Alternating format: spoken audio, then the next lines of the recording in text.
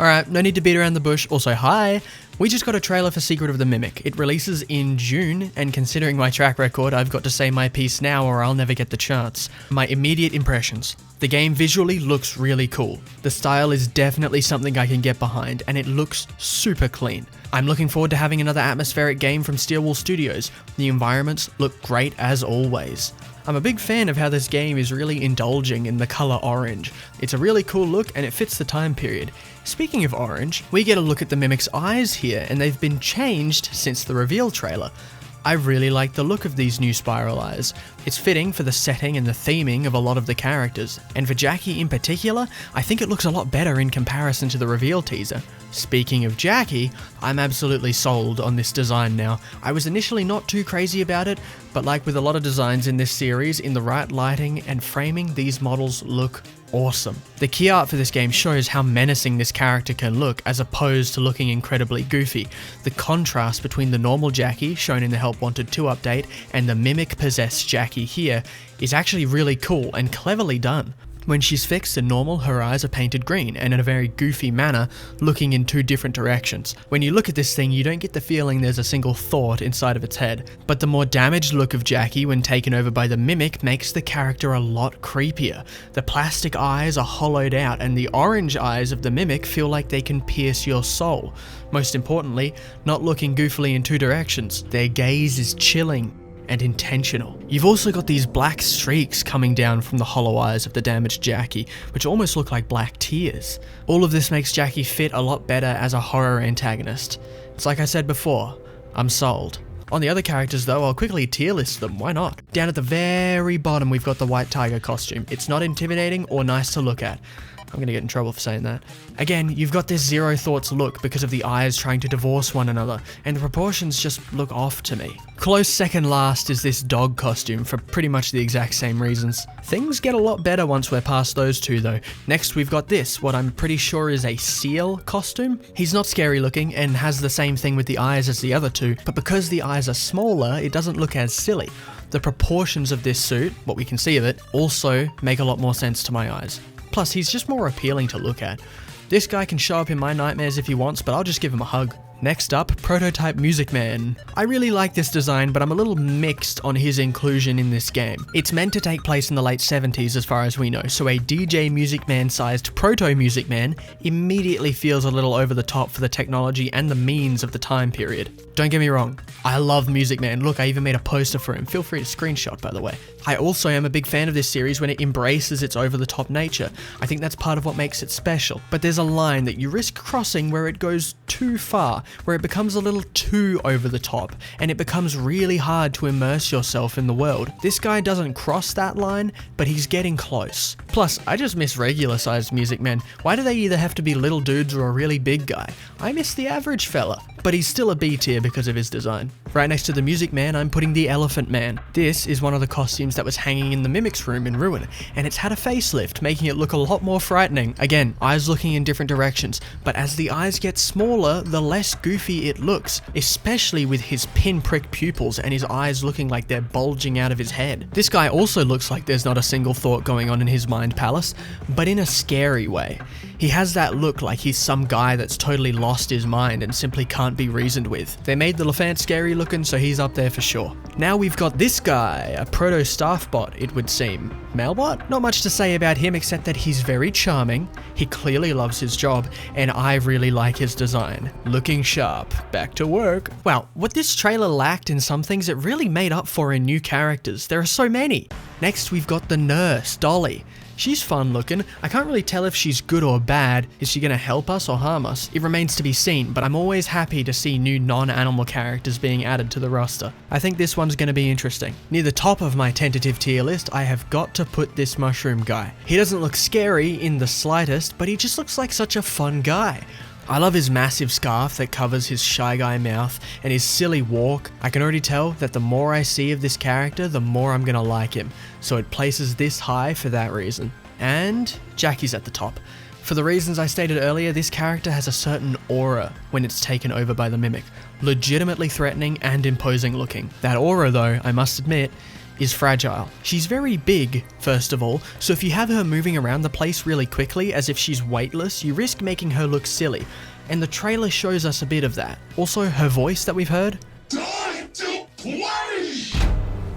Not exactly shivering my timbers.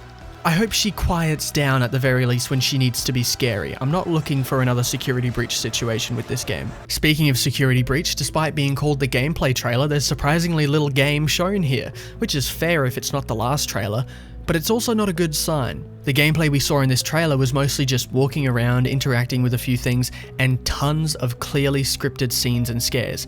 It's hard to tell how this game might play, and seeing as the focus doesn't seem to be on the gameplay, I'm not really expecting something spectacular. I'd love to be proven wrong, but the signs are there. It's not all bad signs though. We've got this wind-up rat acting as what I assume will be a dynamic distraction for any roaming copycat antagonists. We've got this older looking Faz wrench, which I'm assuming will act sort of like a keycard. You've got these symbols on the display, which if I had to guess, represent the permissions you have available to you. When it's used to interface with this screen, 2 of the options have symbols that correlate to the icons on the wrench, so I can only assume that we won't be starting with all 6 of these. I imagine somehow we'll have to slowly collect them. For example, perhaps obtaining this shield icon will allow us to interact with the factory's security systems.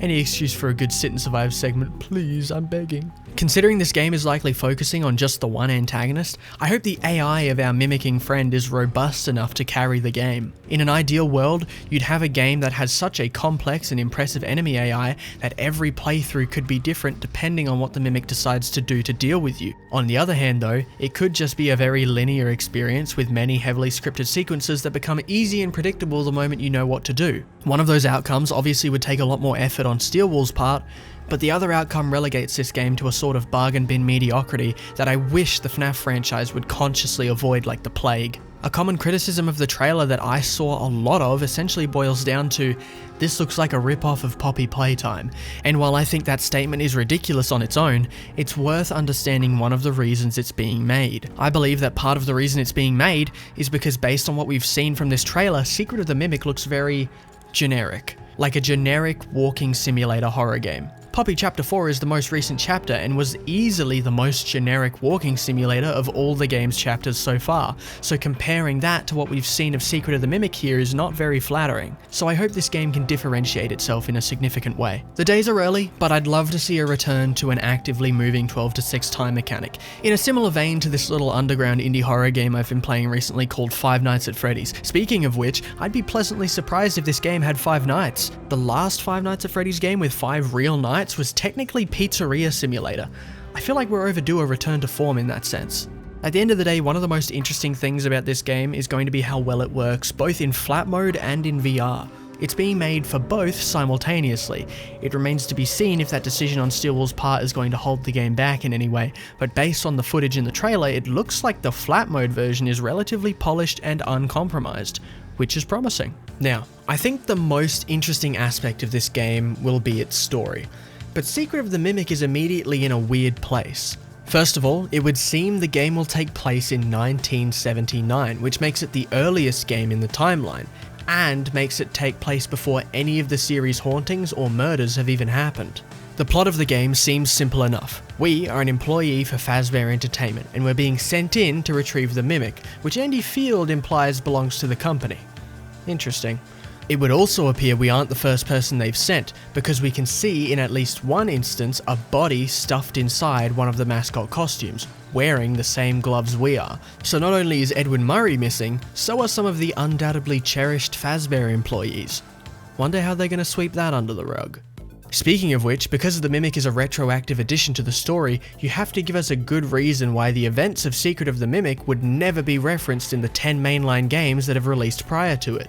You also can't really have the Mimic do anything for all that time between this game and Ruin. I'm assuming Mixus is going to be the thing that explains why the Mimic has had zero impact on the story up until this point. Seeing as it's designed to look like a vintage piece of technology, it would make sense for it to have come from this time period. I wouldn't be surprised if one of the endings to Secret of the Mimic gave us an origin for Mixus, or at least sets up its creation soon after the game is finished as a result of the game's events. But considering that's something we can easily assume about this point in the timeline, I'm kind of struggling to see the point of this story. It's a game about the Mimic, so you can assume we'll be getting its backstory, who made it, when it was made, why it's evil, how it ended up in Fazbear Entertainment's possession, etc. But the thing is, we already know these things. Tales from the Pizzaplex laid it out pretty clearly and didn't leave a lot of room for interpretation. What, if anything, can this game tell us about the Mimic that we don't already know? That's my worry, that this game will just be getting caught up on the books with the Mimic. That it will just be a retelling of the story already told by the books, but with more details. It would cause the game to not really have a purpose, specifically in the sense of, why would we need a whole video game to detail this period in the timeline if most of the crucial information can already be sourced from the books? Is there really a whole game's worth of new information that we're going to learn here? Well, maybe there could be, but only if the books aren't congruent with the main timeline.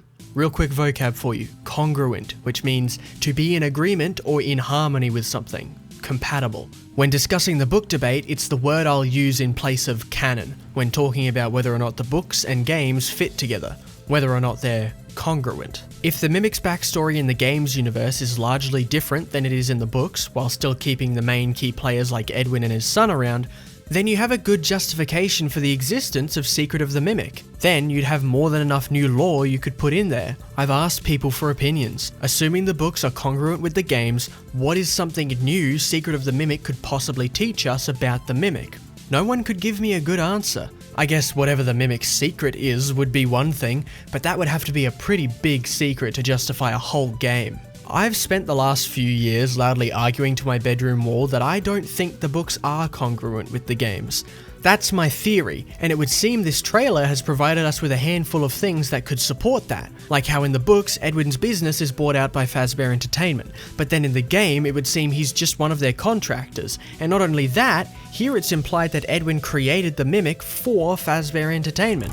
One of our contractors, Edwin Murray, has gone missing, leaving our property abandoned in his warehouse. Enter the warehouse and retrieve the technology that he was developing for us. Andy Field says that the Mimic was a piece of technology Edwin was developing for them. In Tales from the Pizzaplex, Edwin creates the Mimic to look after his son while he works. Fazbear Entertainment has nothing to do with it in that case. But Secret of the Mimic seems to disagree. Regardless of whether or not the books are congruent, I've come to the conclusion that I think it would actually be best for the story if they weren't. That's my opinion. And I won't go into detail about it today, but maybe before Secret of the Mimic releases I'll make a video about it because there just aren't enough videos on the book debate. But one thing I do know is that it's not over. A lot of people have been very quick to say that this trailer confirms the books are congruent with the rest of the series, but like I just went over, that's not necessarily the case. Look at this funny person thinking anything they say will sway my opinion. You don't understand. I will not be moved. For as long as I still live, I will contrive any reason to disagree with you. But it's fun though, we're having fun. Either way, I guess we'll have to wait and see what else Secret of the Mimic can bring to the table. Well, that just about does it. I've covered everything I wanted to cover up until this point. I feel like we've caught up, gotten to know each other a little better. I'd like to know your thoughts on this trailer and everything I've said about it too. Give me your opinion, that's what the comment section is for. If you disagree with anything I said, make sure to leave a comment detailing everything you disagree with and why. I'll read it. I've got more videos on the horizon, so don't you worry, not planning to disappear for a year again. Got a big old video on Ruin coming soon, and some other fun surprises too. So anyways, that's all I've got for today. Thank you so much for watching, it means the world, and I'll see you next time.